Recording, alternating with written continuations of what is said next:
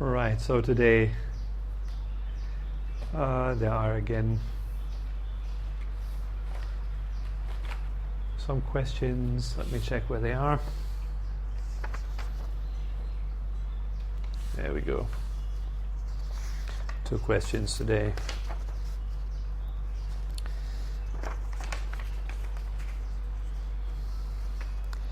So the first question is from Sarah.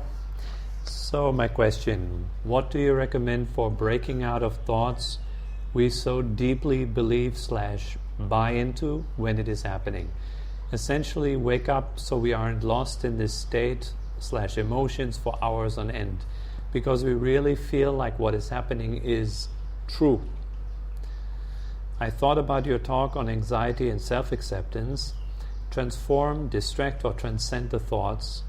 Would the same idea apply? Sometimes I just find in the moment I can't even get the awareness / presence to put these steps into action. I'm so caught up in believing what's going through my head.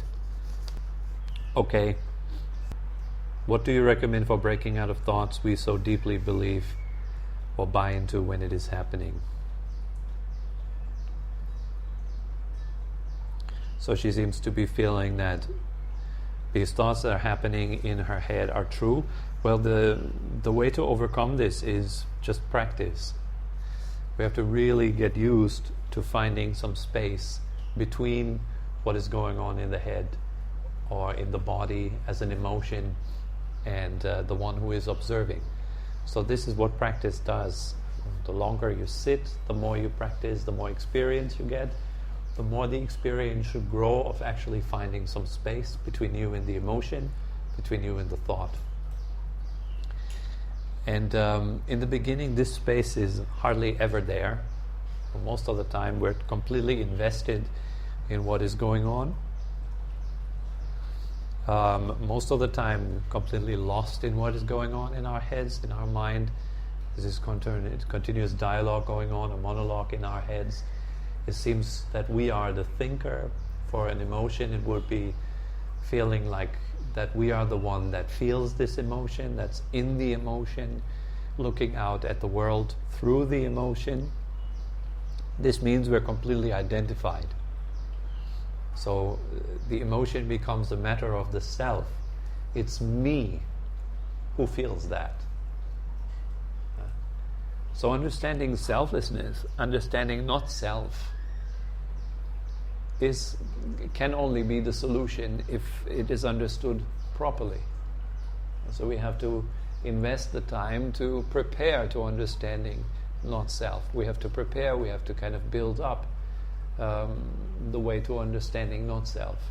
So the classic way to understanding not self in the end is cultivating sila, cultivating restraint, cultivating positive good conduct, abandoning negative conduct, then cultivating concentration, or for lack of a better word, let's just call it the way it is called in the text, samadhi, cultivating a single-pointed, stable mind, which has completely let go of motion, of distraction. So to empower the mind, and then use such an empowered mind to break through to understanding not self. This is the pinnacle of practice. So all our practices are preparing ourselves to come to the point where we understand that no experience actually has any center to it. The fear that we must sometimes experience doesn't have any center to it. The one that feels the fear, also, there is no one there actually. There's no center to this experience. What there is, undoubtedly, there is an experience, and the way this experience is there is in the form of change. So for example, if you're having an emotion in your body, then there is not just an emotion, it's not that thing that you feel, it's more like composed of several different events that are happening, or several different processes. You have thinking, for example, that comes with an emotion, so there's a process of thinking, then there's a process of feeling it in the body, as a process of feeling, it's a tangible process. And then we might call that worrying. We give that whole complex feeling, we call that worry. But in fact, there's many things happening. There's perception, there's feeling, there's the body, there's the mind, several mental processes going on. There's a lot of stuff going on. It's basically kind of a firework going on. So you can decide what you focus on. Maybe focus just on the verbalized thinking, or focus just on the feeling. Have a look just at the feeling. And then notice just the nature of that feeling is very changing. It doesn't actually stay quiet. It's not a thing. It's not a static thing, a something that's somewhere deep there in the body. Like usually we would treat an emotion more like a thing rather than a process. We would treat thinking also more like a thing rather than a process. So it really helps a lot. At least it helps me and some others on the path really well, that if you look into the inconsistency of thinking or the inconsistency of feeling, then you notice that there's nothing really that is to be feared. So she is lost in this state of her emotions for hours on end. Well, you're waking up every few hours. That's great. You want to celebrate that. Most people don't wake up an entire lifetime. Most people, to say that, they just live their lives completely unconscious. Just working, struggling. And then for you wake up every few hours. That's great. We need to also respect that it's a process. In the beginning, it's like this. You wake up every few hours. Later on, you wake up every few minutes. Then every few seconds, and then the waking up doesn't ever stop anymore. That's when we're fully enlightened. The waking up is a continuous process. It doesn't ever stop. Mindfulness is fully established. But in the beginning, waking up every few hours is fantastic. It's very, very good. So tap yourself on the shoulder and celebrate every time you're waking up. It's also a matter of positive thinking, actually. Being a little bit more positive and appreciative and grateful for the progress you're making. So I also recommend, for example, writing that down. Have a little diary, if you like, and write in that diary, so today I woke up a few times from the sleep of ignorance, and I could see myself. I could see just how lost I usually am. And each time you wake up, you will notice it reconfirms or strengthens the determination to wake up more. Not to be so hopelessly lost at all times in our dreaming mind. So here this seems like you're having quite some unrealistic expectations. Essentially wake up for hours on end. Fine, keep going. Just keep practicing. I thought about your talk on anxiety and self-acceptance. Transform, distract, or transcend the thoughts. It's not distract. You can transform them. Distracting, not really. It is a withdrawal of attention. So you're not distracting thoughts. You are withdrawing your attention from thinking and bring it maybe to feeling, or bring it to any activity. For a musician, maybe to listening. For some musicians, it's very pleasant to sit down and play music, because they forget to think while they play. That's why it's so pleasant. That same is true for some martial artists. When they're in the ring or when they train, they forget to think. They're just fully there. That's why they like it so much. Some people surf. It is not the surfing that's so nice. It's the experience of thoughtlessness while you're on the board. That feels so good. Thinking is a beast.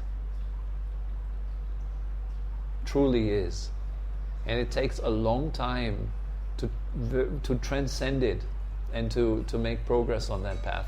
Give it the time. It really needs this time. So it is, yes, you can transform your thoughts.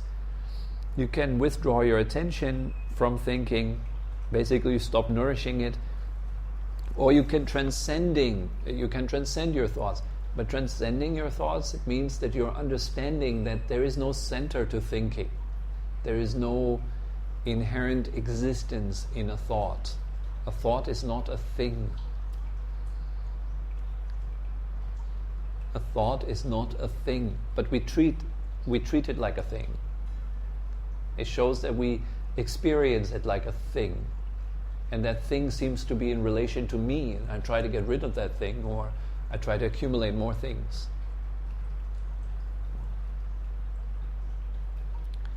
Would the same idea apply? Yes. Sometimes I just find in the moment I can't even get the awareness or presence to put these steps into action. Yeah, for sure. Same. For me, it's the same. Sometimes I find I cannot be mindful. I'm not mindful all the time. It's normal. So you're fine. It's okay. Just keep practicing. I'm so caught up in believing what's going through my head. Well, use this insight as a fuel for your spiritual path. Let it motivate you to get out of this prison of thought. So if you feel imprisoned by your thoughts, by your mind, let it motivate you to get out. Have a look at this prison.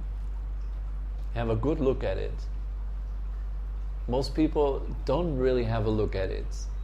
They don't want to because it's uncomfortable. For you it's already uncomfortable, so might as well put it to use. If it's uncomfortable to notice that you're imprisoned by your mind, then strengthen your motivation each time to sit down. I want to sit down and meditate more. I want to study more. I want to break out of this. I want to get out of this. I want to dedicate my entire lifetime to breaking free from the egoic patterns that are running through the mind day and night. Okay, so second question is from Steve. So question. I notice when I sit that I seem to be trying to incorporate a number of meditation practices that I've heard or read about. For example, I will listen to sounds, bring my attention to the breath, label thoughts as thinking, sometimes counting to 10, other times not. It all seems a bit chaotic. Yes, that's true. Other times I feel as though I'm just sitting and thinking for 30 minutes. I realize that I shouldn't be trying to get rid of my thoughts, but what do you recommend to the beginner? Again, I think following your guided meditations is very beneficial here because I haven't been able to find others I really enjoy. Okay, this is a problem most definitely of our modern society, that we have information at our fingertips. We just go online and Google meditation and there we go. It's hundreds and thousands of practices listed. Everyone has some ideas, everyone has some recommendations. Okay, but it will confuse you. So the more we read and the more kind of differing traditions we read about, the more unstable our practice tends to become because it colors off. Whatever you read will color off into your practice. Whoever teacher you're listening to, it will color off into your practice. So you want to make a choice and then stick to it. That's very important. If we want to develop any skill, it is important to stick to it. Look, you have Bruce Lee. We all know Bruce Lee, and he said this fantastic thing actually. He said, I don't fear the man who has practiced 10,000 techniques. I fear the one who has practiced one technique 10,000 times. It's like this. So with meditation, it's the same thing. You want to sit down and do one thing 10,000 times. That creates a master. Anything else creates confusion. You don't become an expert of many, many systems. I don't think that's a good thing. If you become an expert of many, many systems, means you have mastered really none. Your whole energy is kind of spread out, flat. If your energy is very focused, if it's very, very dedicated to one thing, then you get really successful with that one thing. So a number of meditation practices that I have heard or read about, there you go. For example, I will listen to sounds, bring my attention to the breath, etc. So this meditation that we are practicing, I will do a set. My plan is to make a set of meditations, record them nicely, and then build like an online course, like a free online course that you guys can follow over a period of, I don't know, a few months or a year. And I just keep adding blog posts, videos, and sounds for that particular development. Also very helpful for myself. Just keep dedicating more energy into the system of meditation.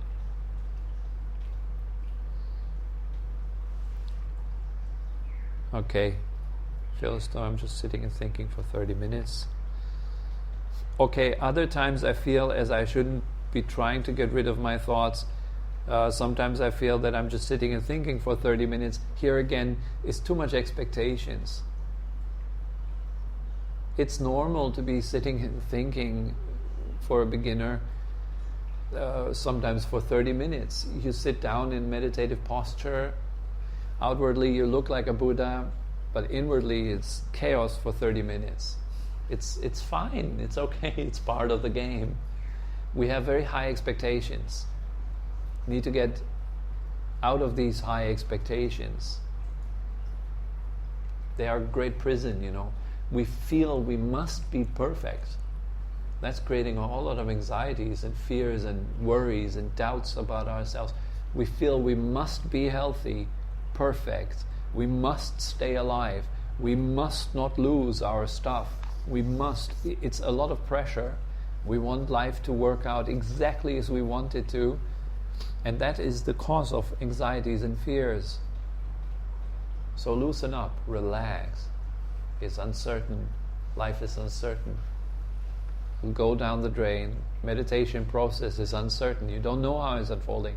I have no idea what my next big insight is going to be like. I have no clue, and I stop expecting them because I've been disappointed in the past at all times. My expectations were all like light and whatnot, and it never came like this, but it came in a different way, and I didn't notice it because I was so preoccupied with my images and imaginations of how it should unfold that I didn't notice the progress that I was making. So again, after your meditation practice, take a few minutes for review. Write down how you have progressed. Also, that installs a new habit. You're looking at yourself in terms of progress. You're not looking at yourself in terms of failure. That's very important on any path, I think. I realize that I shouldn't be trying to get rid of my thoughts. This should. Relax. It's a habit to try to get rid of your thoughts. It is there. It's okay. Bring in more awareness over time. Bringing more awareness in. I realize that I shouldn't be trying to get rid of my thoughts. I realize, I would reformulate that sentence into, I realize that there is a habit of thinking that I shouldn't be trying to get rid of my thoughts.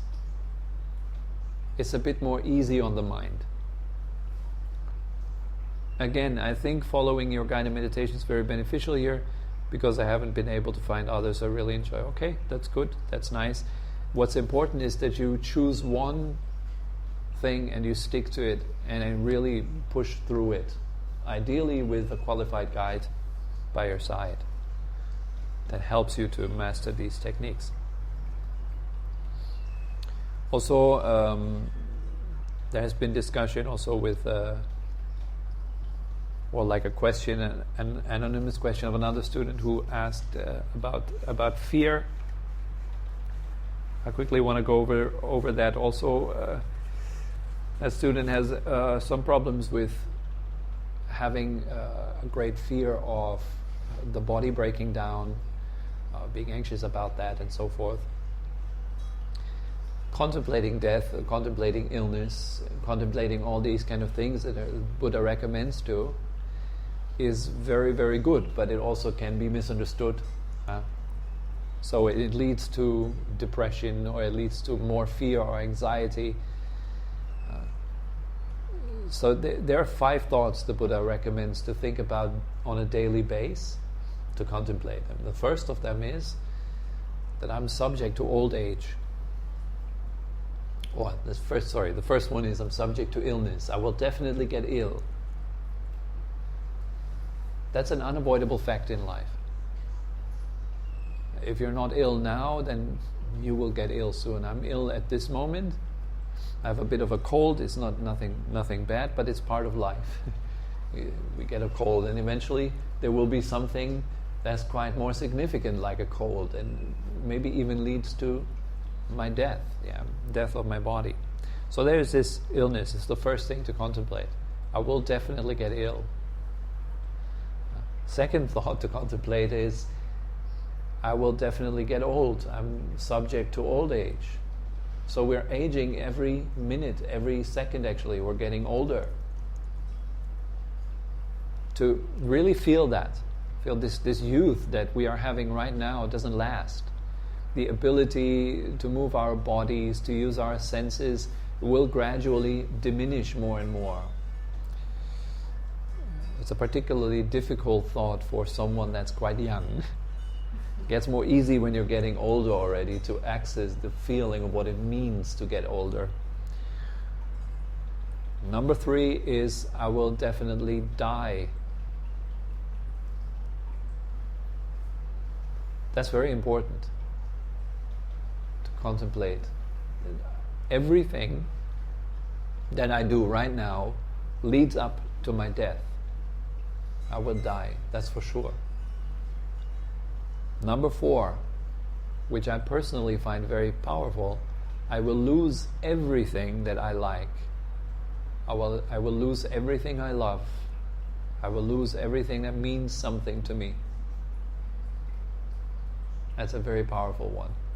I think really the fear of death and the fear of loss is kind of coming really together.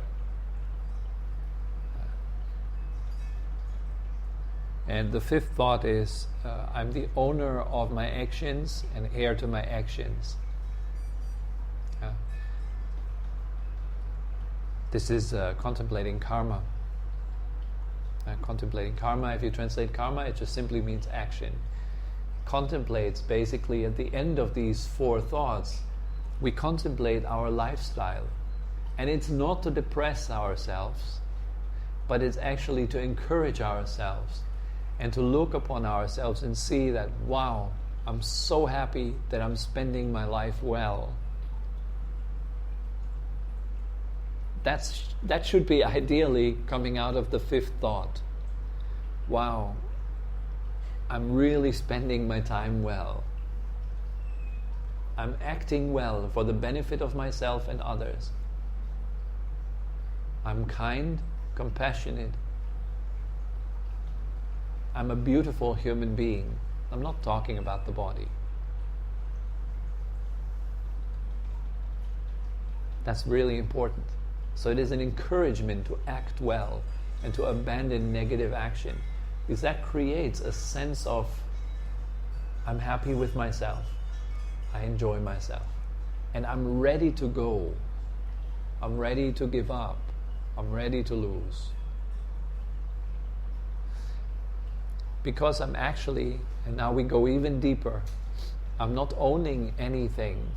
That also gets rid of the fear. We're not owning anything actually. There is no owner in the whole game. There is no owner of the body, of your organs. There is no owner of your possessions. That's all just rented. None of it belongs to anyone actually. And realizing that in deeper meditation practice, truly realizing that wait a second, there's a whole lot of atoms, there's energy, there's consciousness, there's perceptions, there's feelings, but no owner amongst all of these.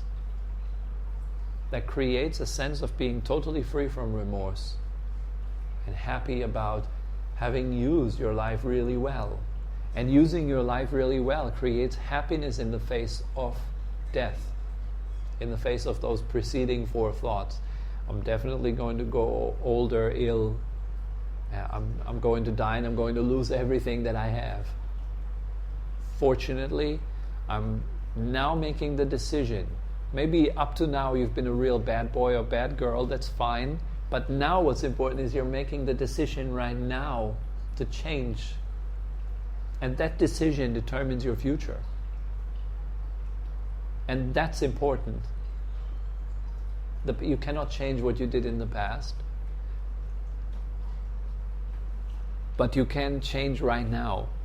And that's what matters. Feeling happy about that change, the decision to become awake, the decision to break free of habits is fine.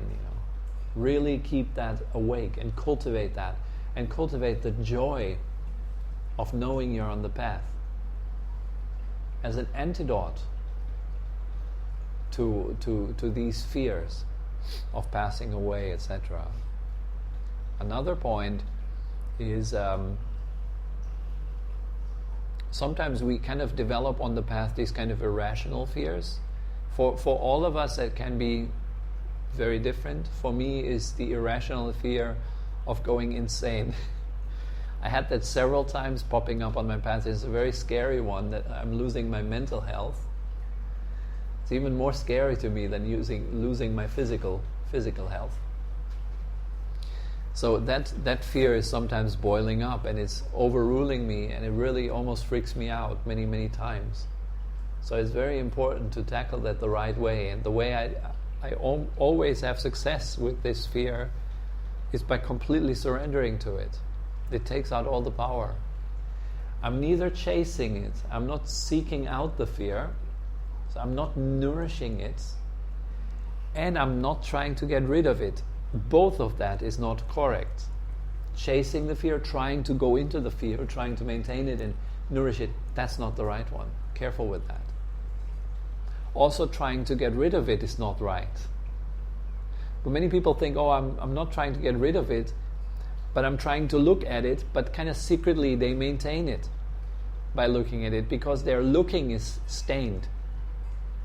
The way they look at fear is fearful. And that keeps the fear alive. It's not just looking at something, it's how you look.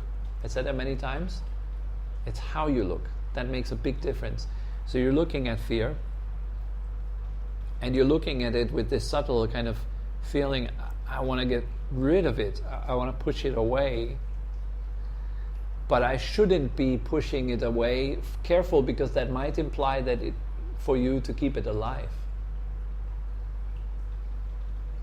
So it is neither about keeping it alive and looking at it and using it as an experiment or something like this, but it's also not about pushing it away. That's the middle path. You realize that there is no center or essence to it, and that there is no owner of it. Nobody produces that fear. Nobody produces it. Nobody makes it. But we often go on these kind of guilt trips and feel like, oh, I shouldn't be that fearful, but you're not the one that makes it. You're not the one that makes the fear. It's just all circumstances playing together in such a way that this fear arises.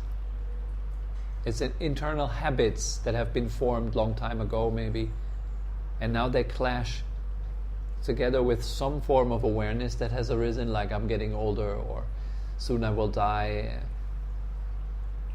And then it mixes in with all these feelings, oh God, I'm going to lose everything that I like so much, and then the fear arises. So bring in mindfulness and bring in kindness. The student also said that sometimes there is love flowing out of her heart, and it makes the fear go away and it feels good. But then after the sentence there was this kind of little but. I know that I shouldn't be getting rid of the fear or something like that. You should be feeling good. And anything that allows you to feel good, do it. If it is wholesome. And that is definitely wholesome. Allowing, giving love, giving kindness, giving warmth to the fear is a wonderful, wonderful thing to do. And if it helps, it makes you feel more safe and more secure, then do that. And sometimes it's just really good to accept the fact that the mind is like this. It's like a crazy monkey. It goes around and suddenly has these kind of inexplicable fears arising, or these kind of things that just can happen. It's kind of like washing out all these ancient dirt that has been crusted and accumulated on the bottom of the vase. It's okay. Just keep washing out. Keep practicing. Keep your focus on wakefulness and kindness. These two are very important. Wakefulness without doing anything to the fear, neither trying to keep it or getting rid of it. And kindness, giving it a kind space for it to be there. Hey, it's fine for the fear to be there. It's a part of your makeup. It's in there. It's there. Undeniable, right? Otherwise it wouldn't appear. So we reclaim it. Say, okay, this fear is part of this makeup and it's fine. It's part of the human existence, having this fear in the face of death. For most people, they don't even notice this fear until they die. They will tell you straight in the face, no, I'm not having any problem with death. It's not like that. It's very deep. It's very deep. The fear of death is a very, very, very deep-rooted fear. And for everyone who tells me, I'm okay with dying, good, I believe you if you've been doing spiritual practice in all earnestly for a long, long time, and you finally overcame this fear. But it's still not sure until death actually knocks at our door. Okay, then we will see. Is it still shaking you up or not? Are you still okay? But if you are confronting that fear with kindness and giving it space, it's a beautiful chance. It's a wonderful chance. Because whatever you're going through right now, you don't have to go through when you die. Also, what I wanted to mention is, do you want to do maybe some prayers or something like this? Maybe you're following a tradition. Maybe you're a Christian. Let's say you're a Christian interested in meditation. Well, then ask Jesus for help. And then know that Jesus helps. If you're a Buddhist, then ask Buddha for help. And then know that Buddha helps. Very often I sit down, when I don't know any way out, I would visualize the Buddha on top of the crown of my head, and I ask for help, and then allow the light of the Buddha to pour into my body and fill me with inspiration. Knowing that the stuff that I'm going through is being taken care of. I have faith in that, and it's that faith that matters. It doesn't matter if there is really a Buddha that helps or not. That doesn't matter. What matters is your faith in it. That's what matters. You could visualize anything. You could visualize the holy washing machine floating through the room, taking out all your problems. Fine. If you have deep faith in it, it does work. It does work. Every time before I do my meditation, I request for help, because I know I cannot do it alone. I need the help of my inner wakefulness, and I request the help of this inner wakefulness, and I know it will do its work. So basically I just lean back, I just do my meditation, but I allow the internal deeper process to take care of the subtle stuff that I cannot get rid of. That's what prayer really is, requesting help. In that, this is what prayer is, in that sense of requesting help for me. So also make use of that. Make use of good friends. Ask for help. Talk, go out with inspiring people. Spend time with them. Talk about it. Here is my problem. What would you recommend? It helps opening up to it, demystifying it. bringing it out there. So because we are all human beings and we all have these kind of seeds inside of us, seeds of the most terrific fear, we all carry them. We all carry seeds of the most heinous crimes, we all carry them inside. We're all able to just snap and follow these seeds when they open up.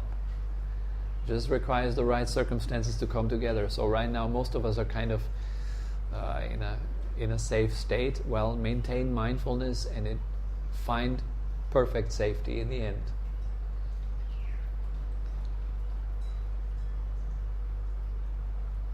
Okay. So I think for today that's good enough. Are there any questions?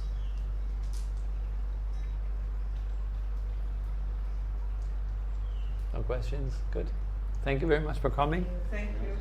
Have a good day.